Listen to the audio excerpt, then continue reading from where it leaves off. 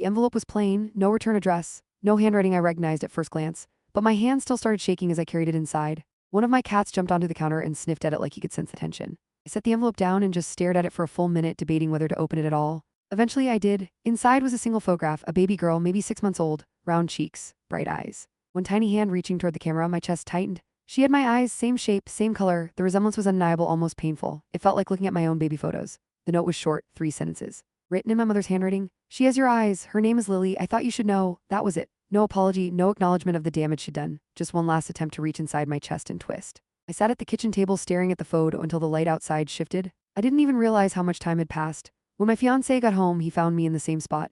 He didn't ask questions. He just sat down next to me and looked at the photo. "Do you want to throw it away?" he asked gently. I opened my mouth to say yes, but the word wouldn't come. I didn't want to destroy it. I didn't want to display it either. I didn't know what I wanted. He pulled me into his chest and held me while I cried, quiet, confused tears that had nothing to do with anger and everything to do with grief. The next morning, I took the photo with me to therapy. Cole studied it carefully before handing it back. "You're not choosing between love and cruelty," he said. "You're choosing between peace and chaos." He reminded me that protecting myself from my mother didn't mean I was rejecting my half-sister. Those were two separate things, even if my mother tried to tangle them together. I decided to keep the photo, not on display, not destroyed, just saved. I slid it into a drawer with old letters from my grandmother. Possibility held in reserve. 3 weeks before the wedding, my aunt called again. My mother had been contacting relatives, asking them to pressure me one last time, saying she'd changed, saying she just wanted to see me get married. That was when I knew something. She wasn't going to stop, not until the door was permanently closed. So I sent one final message to the entire family, and this time there would be no room for interpretation.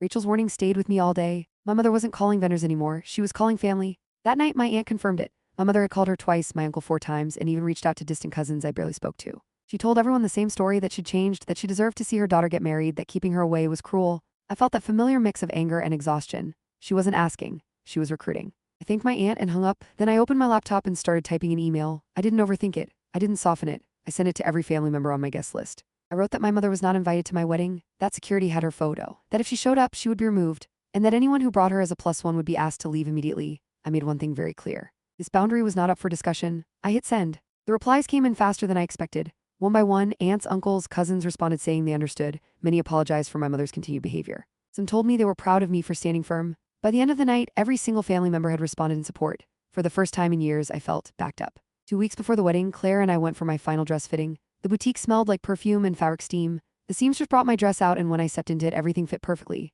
But then I saw her. A woman across the store holding a baby, dark hair, sunglasses indoors. My heart slammed. For a split second, I was sure it was my mother. My chest tightened, panic rising so fast it made me dizzy. Then the woman turned, different face. Different voice, younger by at least a decade, just a stranger. Claire touched my arm gently. "You're safe," she said. I nodded, embarrassed but shaken. Even with boundaries, even with security, my body still remembered the threat. 20 minutes later, I found my dress. A clean, modern gown, strong lines, no frills. When I looked in the mirror, I didn't see the woman who almost married Robbie. I saw someone steadier. That night, my fiancé and I talked about the baby. About the photo my mother had sent months earlier. I admitted I'd kept it tucked away, not displayed. He didn't judge. He didn't push. He just said he supported whatever I decided. 2 days before the wedding, I had my last therapy session before everything changed. I told Cole I was worried about the empty mother of the bride seat. He asked what it represented to me. After a moment, I answered honestly. Strength, choosing peace over obligation, proof that I valued myself. He smiled, and for the first time, I believed it too. But the night before the wedding, a letter arrived in my mailbox. No return address, and inside was something I wasn't prepared for. I woke up to my phone vibrating nonstop on the nightstand. 17 missed calls, dozens of notifications. My stomach tightened before I even unlocked the screen. I already knew who it was from. My mother had posted again. This time, she wasn't subtle. She'd written a long, emotional Facebook post claiming I was trying to have her arrested, that I was cruel, vindictive, and heartless, that I was keeping her baby from having any family support. She said I'd always been jealous of her and was finally showing my true colors. The comments were already piling up. People asking what happened, others offering sympathy, a few tagging family members demanding answers. My fiancé sat up beside me and read the post over my shoulder. His jaw tightened. "Do you want me to respond?" he asked. I shook my head. I was exhausted, but I wasn't going to let lies stand. I made coffee, opened my laptop, and wrote one short post. No emotion, no insults, just facts. That my grandmother had given me a family ring before she died, that my mother had taken it without permission, that my grandmother's sister had legal authority to demand its return, that I had clear boundaries with my mother because of her choices, not because of spite. I posted it, then I turned off my phone. When I checked again a few hours later, everything had changed. Aunts and uncles were commenting publicly, telling my mother to return the ring, saying she needed to stop manipulating the situation. Relatives I barely spoke to were backing me up. Some even offered to help with baby expenses if she returned the heirloom. That surprised me. My cousin messaged privately and admitted she'd always sensed my mother was competitive with me, but never realized how bad it was. 3 days later, I got a call from my grandmother's sister's attorney. My mother had returned the ring, no apology, no explanation. She dropped it off at the law office and left without a word. I felt something lift off my chest that I didn't even realize I'd been carrying. The ring went back to where it belonged. That evening, my aunt called and told me several relatives had quietly set up a small fund for my half-sister: diapers, formula, clothes. She made it clear this didn't excuse my mother's behavior. It was just about the baby. I thanked her. Knowing my half-sister wouldn't be completely alone without me sacrificing my peace felt relieving. But peace didn't last long. Because a week later, Rachel called to confirm final wedding details. And during that call, she said something that made my blood run cold. My mother had been asking around again, trying to find a way into the wedding. And this time, she wasn't calling vendors, she was calling family. I thought the lawyer call would be the end of it. I was wrong. A week later, my desk phone rang while I was reviewing reports at work. I almost didn't answer. My patience for unexpected calls had run out, but something made me pick up. A woman introduced herself as an attorney representing my grandmother's sister. My stomach dropped. She explained calmly and professionally that my mother still hadn't returned the family ring. The ring my grandmother had given me specifically before she died. The ring my mother had taken and worn like a trophy. They'd sent multiple letters asking for its return. Every single one had been ignored. Now the attorney said they were prepared to file theft charges if the ring wasn't surrendered within 30 days. Then came the question I didn't expect. Would I be willing to act as an intermediary? I actually laughed, out loud. I told her the truth, that I was probably the last person on earth my mother would listen to. That we hadn't spoken directly in over a year, and the last time we had, I told her to live with the consequences of her choices. The attorney sighed. She'd expected that answer but had to ask. I gave her my mother's address from the legal letter and told her to proceed however she saw fit. The ring belonged to my family. My mother had stolen it. She faced criminal charges. That was on her. 2 days later, my phone lit up with my mother's name. I stared at the screen for a long time before answering. I put the call on speaker. My fiancé sat across from me at the kitchen table and nodded when I met his eyes. Her voice sounded different. Smaller, frantic. She begged me to call off my grandmother's sister, said the threat of charges was too much. She was already struggling as a single parent. The ring was the only valuable thing she had left. I listened quietly, then I told her as evenly as I could that she had stolen a family heirloom. That my grandmother had given it to me while she was dying, that my mother had no right to keep it. She cried harder, claimed she thought of it as a loan, like I just lent her my grandmother's ring so she could marry my ex-fiancé. The lie was almost impressive. I told her she had two options: return the ring or face the consequences. Her crying stopped instantly. Anger took over. She accused me of being cruel, of turning the family against her, of punishing her for one mistake. I cut her off. Sleeping with my fiancé wasn't a mistake. It was a series of deliberate choices: showing up at his gym, texting him, seducing him while I planned my wedding, stealing my ring. Lying to the family? That wasn't an accident. That was cruelty. Before I could hang up, she tried one last tactic. She said my half-sister deserved to know her big sister. I told her my half-sister deserved better than growing up watching manipulation disguised as love, and I ended the call. My hands were shaking. My whole body felt like it had run a marathon, but deep down, I knew something had shifted. For the first time, she was out of moves, or so I thought, because the next morning I woke up to 17 missed calls and a Facebook post that tried to paint me as a monster. 3 months before my wedding, I was sitting in my planner's office, surrounded by fabric swatches and seeing charts when everything tightened again. Rachel was explaining the flow of the cocktail hour, pointing at the layout like she always did: precise, organized, calm. Then she stopped mid-sentence and looked up at me carefully. "The venue got a call yesterday," she said, "from someone claiming to be your mother." My hands went cold. Rachel kept talking, gentle but direct. The woman had asked questions about the wedding, about arrangements, about whether she could be added to the vendor contact list. Rachel said the staff found it strange. My paperwork clearly stated no mother of the bride. That familiar drop hit my stomach, the same one I'd felt the night everything fell apart. She was still trying. I didn't hesitate. I pulled out my phone and started making calls right there in Rachel's office. The venue, the caterer, the florist, the photographer, same instructions every time. Add my mother to do not engage list. No information, no confirmation, no discussion. If she called or showed up, they were to contact me immediately. Rachel nodded approvingly when I finished. She told me she'd seen this before: stalker exes, manipulative parents, people who couldn't accept boundaries. She said she'd personally brief venue security and suggested hiring private security for the wedding day. I agreed without hesitation. That evening, my fiancé found me sitting on the couch staring at nothing. When I told him what my mother had done, his jaw tightened. He pulled me into his chest and let me cry angry, exhausted tears I didn't expect to still have. "She doesn't get to touch this day," he said. "We'll protect it." A week later, I sat in my therapist's office explaining everything. He reminded me that my mother's behavior wasn't about me, it was about control. That hiring security wasn't paranoia, it was a boundary. Then, 2 weeks later, a certified letter arrived. No return address I recognized. Inside was a formal request from an attorney asking to discuss family relationships and the child's future. I read it 3 times before it fully sank in. My mother was trying to use a lawyer to force contact. I forwarded everything to my own attorney. She called me back within the hour. I had no legal obligation to respond, she said. But sometimes it was better to know what the other side wanted. We agreed on one condition. I wouldn't be in the room. The meeting would be by phone. The day of the call, I sat in my car with the speaker on. My attorney was in a conference room across town with my mother's lawyer. He spoke carefully, too carefully. My mother was struggling. She was overwhelmed. The baby was healthy, but she was alone. Then I heard crying in the background. Real or not, it made my skin crawl. They suggested maybe I'd be open to having a relationship with my half-sister. Not asking for money, just family connection. I said nothing. My attorney spoke for me. No relationship with my mother. Any future connection with the child would be on my timeline. Not now, not forced. The call ended. I sat there shaking, realizing something terrifying. Even now, after betrayal, exposure, consequences, she still believed she could pressure me into fixing her life. And if she was willing to use lawyers, I had to be ready for what she'd try next. She was still talking when I slid my phone across the table. Something about chair covers, or flowers, or how the venue lighting would look romantic if they dimmed it just right. I didn't interrupt her, I just waited. Her words slowed, then stopped. She frowned and picked up my phone, eyes scanning the screen. At first, she looked confused, then her face drained of color. The Facebook post was simple. No screaming, no exaggeration, just facts. That she slept with my fiancé days before my wedding.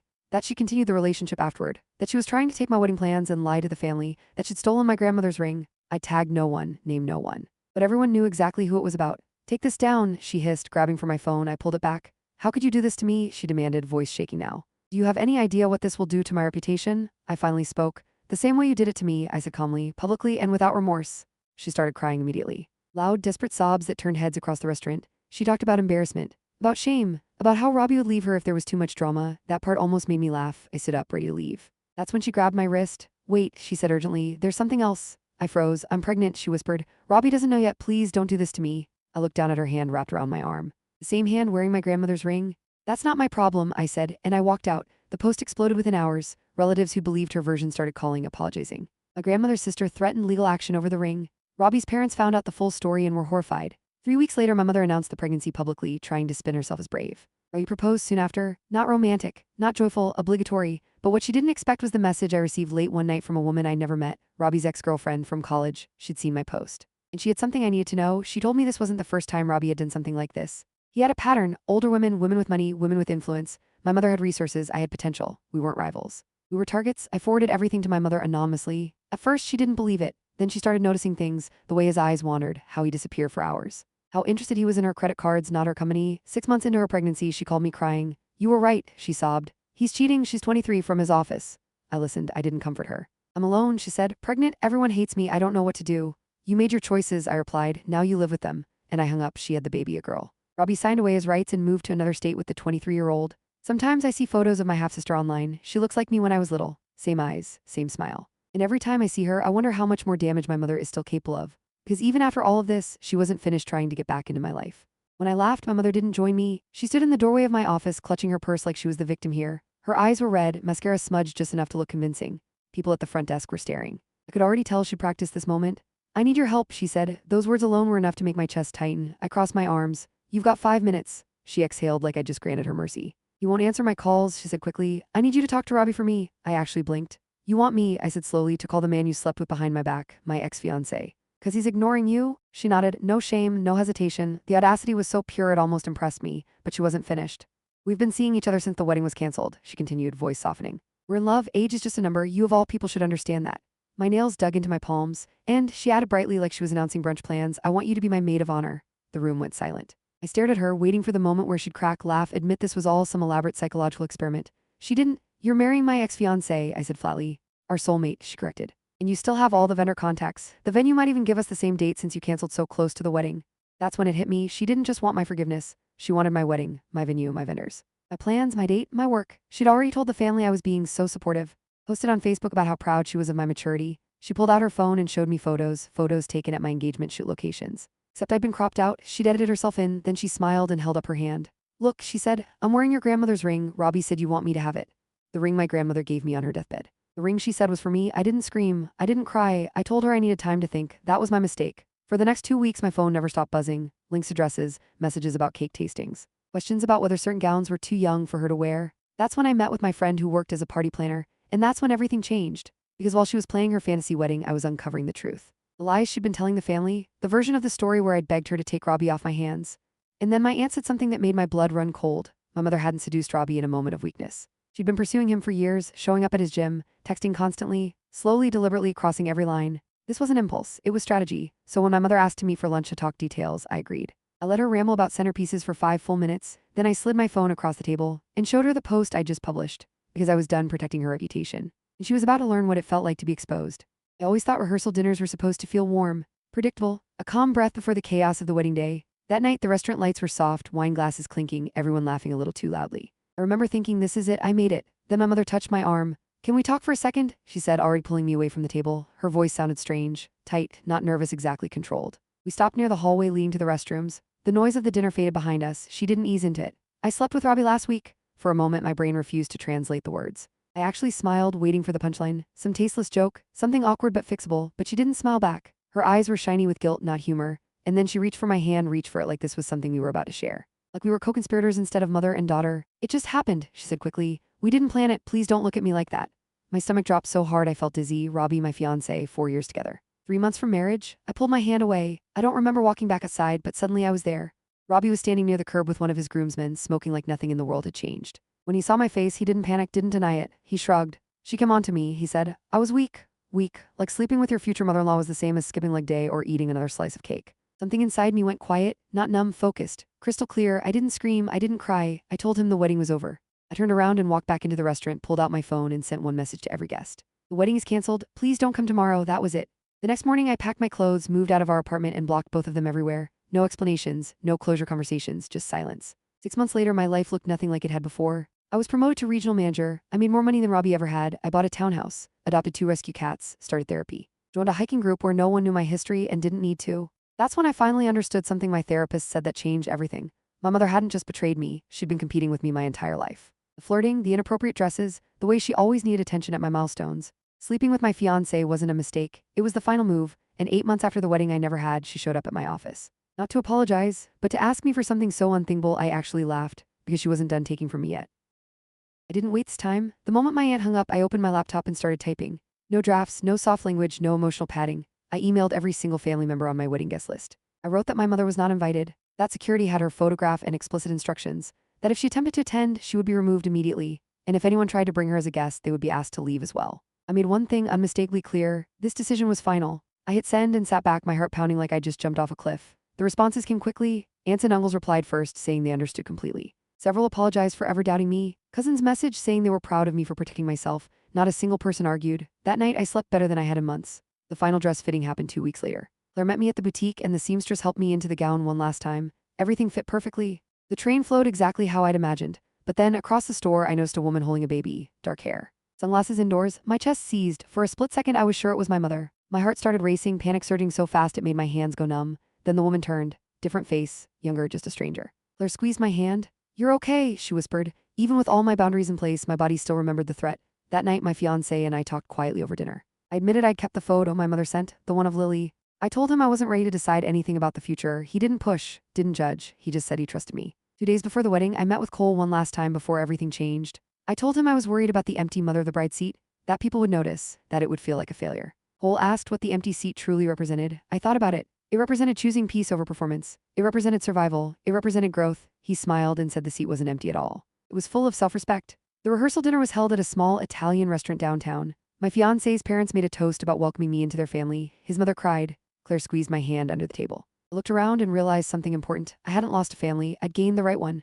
That night, I fell asleep easily. No anxiety dreams, no fear of her showing up. But the morning of the wedding, something unexpected happened. Something that tested every boundary I'd fought so hard to build.